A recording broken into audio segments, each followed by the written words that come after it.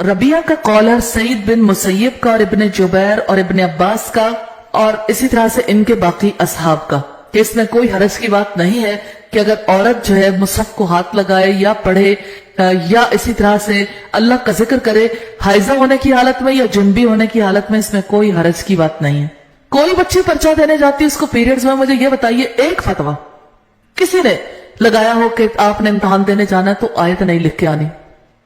Islamic studies का paper है और बच्ची को हैज आया, मुझे ये बताइए कि आप में से कौन रुका है आज तक? वहां तो नहीं रुके, वहां तो ये बात समझ आ जाती है। और जब यानी वैसे जनरली पढ़ने की बात आती है जो हमारा फर्ज है, हमारी जिम्मेदारी है, वहां पर ये बात रुकावट बन जाती है कि इसको क्यों पकड़ लिया। तो एहतियात उतनी कर लीजिए जितनी एहतियात करने का हुक्म है, उतनी एहतियात कर लें। बाकी औरत को इस बुनियाद पर रोक दिया जाए तो ये बड़े जुल्म की बात है। औरत को जिक्र भी करना चाहिए, नबी सल्लल्लाहु अलैहि वसल्लम पर दुरूद भी भेज सकती है, दुआएं भी कर सकती है, और कलामुल्लाह की तिलावत से भी सईद बिन मुसैयब, सईद बिन जुबैर वगैरह ने नहीं रोका, लेकिन चलिए तिलावत सुन तो सकती है। तालीम हासिल करने वालों पर तो कोई पाबंदी नहीं, न पढ़ने वालों पर न पढ़ाने वालों पर। जितनी मजबूती से औरत ने हैज की बात को पकड़ा है ना, इस बुनियाद पर दीन से गाफिल रही है, इतना ला इलाहा इल्लल्लाह को भी नहीं पकड़ा।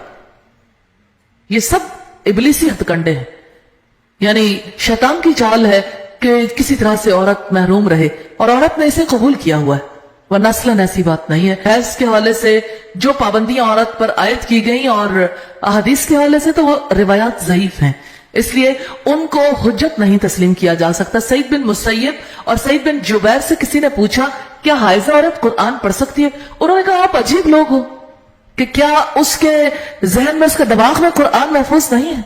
यानी जो चीज उसे याद है उसके दिमाग में, आप कहते हो उसे इस लोथड़े पे लेके ना हो कि जुबान के लोथड़े पे आ जाता है तो वो गुनाहगार हो जाती है। तो इसी तरह से उन्होंने कहा कैसे मुमकिन है कि हम इतना तवील अरसा औरतों को कुरान पढ़ने से और जिक्र अस्कार करने से और दीनी उमूर अंजाम देने से रोक दें।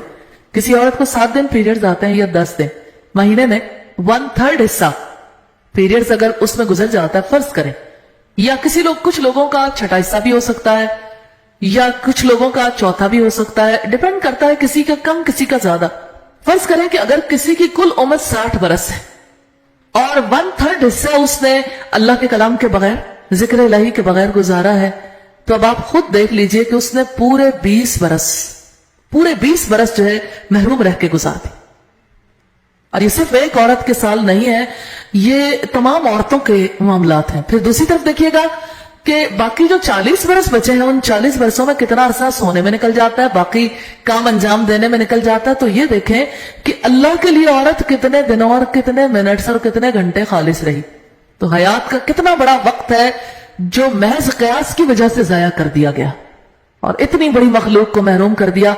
मां की गोद ये ऐसी नस्लों को परवान चढ़ाती है, उसमें ऐसे बच्चों की तरबियत होती है जिसकी वजह से बच्चे अल्लाह के दीन के खिदमत गुजार बनते हैं और उस दीन की सरबलंदी के लिए काम करते हैं। जिस मां को आपने महरूम कर दिया अल्लाह के दीन के इल्म से, अल्लाह के ताल्लुक से, अल्लाह के जिक्र से, उसकी औलाद कैसी होगी? इसी वजह से हमारी सारी नस्लों की नस्लें महरूम हो गई, असल महरूमी औरत की वजह से।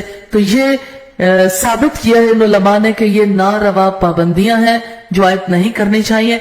उसमें एहतियात का काम जो है वो सिर्फ इतना है कि पढ़ने पढ़ाने के लिए अगर टेक्स्ट है तो टेक्स्ट के वर्ड्स को हाथ न लगाए। बाकी ये कि औरत भी अपने मामलात वैसे ही अंजाम देगी, रूटीन के मामलात भी और इल्मी एक्टिविटीज भी जैसे बाकी मामलात। अल्लाह से ये दुआ है अल्लाह ताला हमारा सीना इस्लाम के लिए खोल दे और अपने रब के ताल्लुक में किसी चीज को रुकावट ना बनने दे। और जितने उलमा ने अपनी जानिब से तहकीक की, हम ये समझते हैं कि हर एक ने नेक नियति से काम करने की कोशिश की, लेकिन जो मसला औरत के लिए दरपेश है आज और कल की औरतों के लिए, इस चीज को लोगों ने अंडरस्टैंड नहीं किया। ये बहुत बड़ी ज्यादती की बात है कि औरत को उसकी जिंदगी का तीसरा हिस्सा इजाजत ही ना दी जाए कि वो अल्लाह का कलाम सुने या दुआ करे या जिक्र करे या दुरूद पढ़े या कोई नेकी का काम कर सके। तो ये भी कदीम जाहिलियत के असरात में से। अल्लाह ताला हम सबको मुआफ फरमाए और अल्लाह ताला हमें वो तरीका इख्तियार करने की तौफीक दे जो जायज है, बरहक।